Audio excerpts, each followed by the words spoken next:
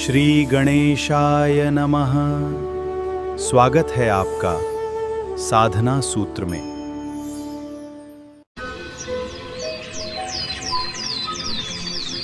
દશામાના વ્રતની વાર્તા। દિવાસાનો દિવસ આવ્યો એટલે બધી બહેનો દશામાના વ્રત કરે। બહેનો નદીએ નહાવા જાય છે। આ નદીના કાંઠા ઉપર રાજાનો મહેલ હતો।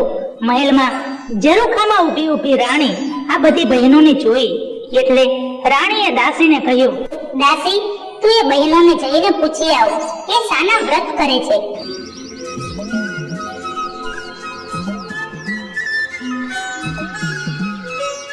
દાસી આવીને પૂછ્યું, બહેનો, તમે શાના વ્રત કરો છો?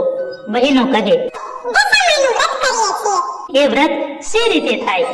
બહેનો કહે, સુતરના તાતણા લેવા, તેને 10 ગાંઠો વાળવી, દોરાને કંકુ દેવું, ઉપવાસ કરવા અને યથાશક્તિ દાન કરવું। દાસીએ આવીને રાણીને વાત કરી। રાણીએ વ્રત લેવા વિચાર્યું। રાત્રે રાજા ઘરે આવ્યા ત્યારે રાણીએ કહ્યું, હું દશામાનું વ્રત કરું? રાજાએ કહ્યું, એ વ્રત કરવાથી શું લાભ થાય? રાણી કહે, નિર્ધનને ધન મળે, મનવાંછિત ફળ મળે, સુખ મળે, સમૃદ્ધિ મળે, પુત્ર પરિવાર વધે। રાજા અહંકારી હતો। એ કહે, મારે ધનની ખામી નથી, રાજપાટ, સુખ સાહેબી બધું જ છે। રાજાના આવા વચનોથી રાણી રીસાયા, ખાધા પીધા વગર સૂઈ ગયા। રાત્રે દશામાં આવ્યા અને આખા રાજમાં ફરી વળ્યા। સવાર થયો, રાજ્યમાં અવ્યવસ્થા ઊભી થઈ, અંધાધૂંધી થવા લાગી।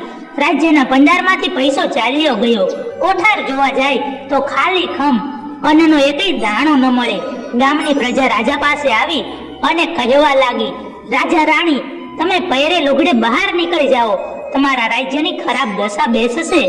રાજા રાણી તથા 2 કુંવર પહેરે લુગડે ચાલી નીકળ્યા। ગામને પાદર ફૂલવાડીમાં જઈ બેઠા તો ફૂલવાડી બળીને ભસ્મ થઈ ગઈ। રાણી કહે, આપણી કઠણ દશા બેઠી છે, આપણે અહીં રહેવામાં સાર નથી। રાજની પ્રજા દુખી થશે, એ કરતા આપણે ચાલ્યા જઈએ। રાજા રાણી આગળ ચાલ્યા। રસ્તામાં કુંવરો ભૂખ્યા થયા। થોડી વારે રાણીની સહેલીનું ઘર આવ્યું। રાણી કહે, બહેન, બટકું રોટલો આપો।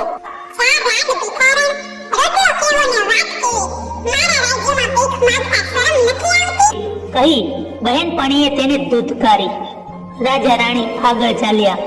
કુંવરને તરસ લાગી એટલામાં એક વાવ આવી।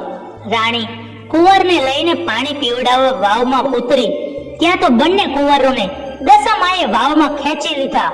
રાણી રોતી કકળતી રાજા પાસે આવી અને કલ્પાંત કરતી કહે, બંને દીકરા વાવમાં પડી ગયા। રાજા કહે, કલ્પાંત કરશો નહીં, જેના હતા એને લઈ લીધા। ત્યાંથી રાજા રાણી આગળ ચાલ્યા। માર્ગમાં રાજાને બહેનોનું ગામ આવ્યું। રાજા કહે, બહેનને મળ્યા વગર જવાય નહીં।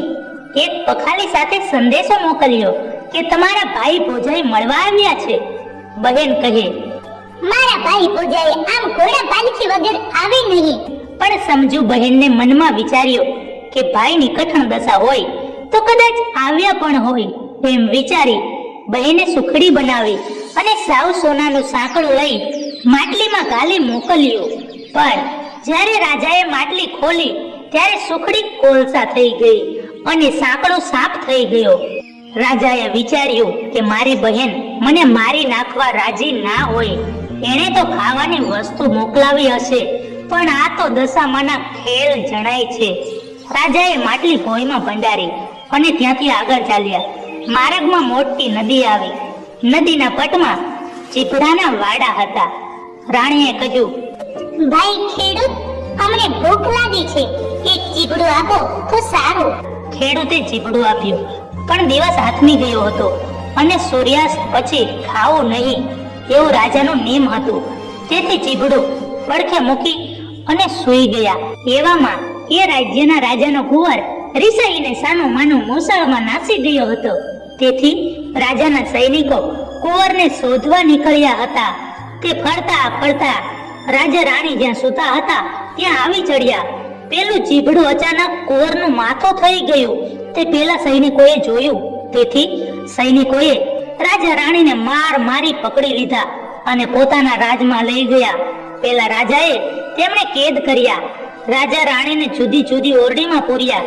રાજા તો વિચાર કરે, 12 મહિનાથી કઠણ દશાના ફળ ભોગવી રહ્યો છું. એ દશામાં ના ખેલ છે. રાણી ઓરડીમાં એકલી રોતી બેઠી હતી. તેણે વિચાર્યું, રાજાએ દશામાનું અપમાન કર્યું છે, તેથી આ બધા દુઃખ પડે છે. 12 મહિના પૂરા થયા. દિવાસાનો દિવસ આવ્યો. શ્રાવણ મહિનો આવ્યો. રાણીએ દશામાનું વ્રત લીધું. દશામાના નકોરડા ઉપવાસ કર્યા. 11મા દિવસે એક ભલા સૈનિકને રાણી કહે, ભલા ભાઈ, દશામાને રીઝવવા મેં વ્રત કર્યું છે, તું મને મદદ કર. દશામાં તારું સારું કરશે. 10 મુઠ્ઠી ઘઉં લાવી દે ને લચકો માટી આપ અને ગોળનું દડબું આપ. માટીની સાંધણી બનાવી દશામાની સ્તુતિ કરી કરગરવા લાગી. હે દશામાં, અમે પામર જેવું, અમારી ઉપર દયા કરો માં. એમ કહી માની મનોમન ભક્તિ કરવા લાગી અને પછી પતિને જમાડ્યો ને પોતે પારણા કર્યા. રાત્રે સાંધણીને ઘરમાં રાખી. સવારે પેલા ભલા સૈનિકને આપીને જળમાં પધરાવવા કહ્યું. સૈનિકે નદીમાં જઈ અને સાંધણી જળમાં પધરાવી દીધી. એ રાતે ગામના રાજાને સપનામાં દશામાં આવ્યા અને કહ્યું, હે રાજા, તારો કુંવર રિસાઈને મોસાળમાં નાસી ગયો છે અને તે વગર વાકે રાજા રાણીને જેલમાં પૂર્યા છે. તેમને છોડી મૂકજે. સવારમાં તારો કુંવર મોસાળથી ઘરે પાછો આવશે અને જો તું મારી વાત નહીં માને તો તારી પણ એમના જેવી બુરી હાલત થશે. સવાર થતા રાજકુંવર ઘરે આવ્યો. રાજાએ પેલા કુંવરનું માથું જોયું તો લીલું તાજું ચીપરું. સપનું સાચું પડ્યું. તેણે રાજાને જેલમાંથી છોડી મૂકવા હુકમ કર્યો. રાજા રાણીને સારા કપડાં પહેરાવી રજા આપવા ગામના રાજાએ આદેશ કર્યો. તમે અમારા ગુનામાં નથી, પણ દેવના કોપે તમારી આ દશા થયેલ છે. આમ કહી વિદાય લીધી. રાજા રાણી સમજ્યા કે હવે દશા વળતી લાગે છે, માટે ચાલો હવે પાછા વળીએ. રાજા રાણી બહેનને ગામ આવ્યા. રાજાએ વિચાર્યું કે મારી બહેન મને મારી નાખવા રાજી ના હોય, એટલે માટલી કાઢી જોતા જઈએ. ખોદીને માટલી કાઢી જોઈએ છે તો ખાવા જેવી સુખડી મળી અને સોનાનું સાંકળું દીઠું. માટલી લઈ રાજા રાણી આગળ ચાલ્યા. વચમાં વાવ આવી. દશામાએ વિચાર્યું, રાજાના બંને દીકરા લીધા છે તે પાછા આપો. ઘરડા ડોશીનું રૂપ લીધું અને છોકરાને આંગળીએ વળગાડ્યા. જેવા રાજા રાણી ત્યાંથી પસાર થાય ત્યારે દશામાએ બૂમ પાડી, એ ભાઈ ઊભા રહો. આ બંને રાજાના કુંવર જેવા છોકરા ભૂલા પડી ગયા છે, તેમને ગામમાં લેતા જાઓ. રાજા રાણીએ એમના પોતાના છોકરાને ઓળખ્યા અને બેઉ કુંવરોને રાણીએ હેતથી ઉપાડી લીધા. એટલે દશામાએ અસલ સ્વરૂપ ધર્યું. દિવ્ય સ્વરૂપ જોઈ રાજા રાણી તો એમના પગમાં પડી ગયા. પ્રસન્ન થઈ દશામાએ કૃપા કરી. દશામા કહે, હે અહંકારી રાજા, તારો અહંકાર છોડી દેજે. આજથી તમારી દશા વળશે. તમે ઘરે જાઓ, તમારું રાજ તમને પાછું મળશે. ઘરે જઈ મારા વ્રતનો મહિમા વધારજો. જે કોઈ મારું વ્રત કરશે તેને મારી કૃપાથી સુખ સંતોષ મળશે. એટલામાં દશામાની કૃપાથી એક રથ થઈ ગયો. રથ આપી માતાજી કહે, લે રાજા, આ રથમાં બેસી તમારા ગામમાં જાઓ. તમારી સમૃદ્ધિ હવેથી વધશે. એટલું કહી દશામાં અદ્રશ્ય થઈ ગયા. રથમાં બેસી રાજા રાણી કુંવરોને લઈ આગળ ચાલ્યા. માર્ગમાં બહેનપણીનું ગામ આવ્યું. જેણે ઝાંકારો દીધો હતો તે બહેનપણી સામે ચાલી રાણીને ભેટી પડી અને કહેવા લાગી, ઓ બહેન, ઘણા દી આવ્યા, આજ તો તમને નહીં જવા દઉં. રાજાએ કહ્યું, બહેન, મારી કઠણ દશા હતી ત્યારે તમે કટકો રોટલોય નહોતો આપ્યો અને આજે રાત રોકાવાની વાત કરો છો, પણ હવે અમે નહીં રહીએ.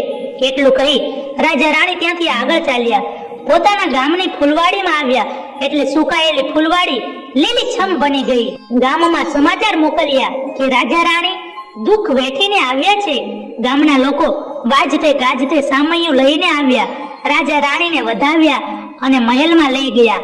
આખા રાજની દશા વળતી થઈ. સૂર્યના પેઠે તેમણે રાજાની કીર્તિ વધવા લાગી. પ્રજામાં આનંદનો પાર ન રહ્યો. રાજા રાણીએ દશામાના વ્રતનો મહિમા વધાર્યો, તેથી રાજમાં સમૃદ્ધિ વધી. 5 વર્ષ પૂરા થયા એટલે રાણીએ વ્રતનું ઉજવણું કર્યું. રૂપાની સાંધણી કરી બ્રાહ્મણને દાનમાં દીધી. દશામાને પૂજા નૈવેદ્ય ધર્યું. ગામ આખાને જમાડ્યું અને પુણ્ય દાન કર્યા. રાણીએ રાજની રીત પ્રમાણે ઉજવણું કર્યું. તેથી રાજમાં દશામાની કૃપા ઉતરી. જય દશામાં. જેવી રાજા રાણીની દશા વળી તેવી સૌની દશા વાળજો.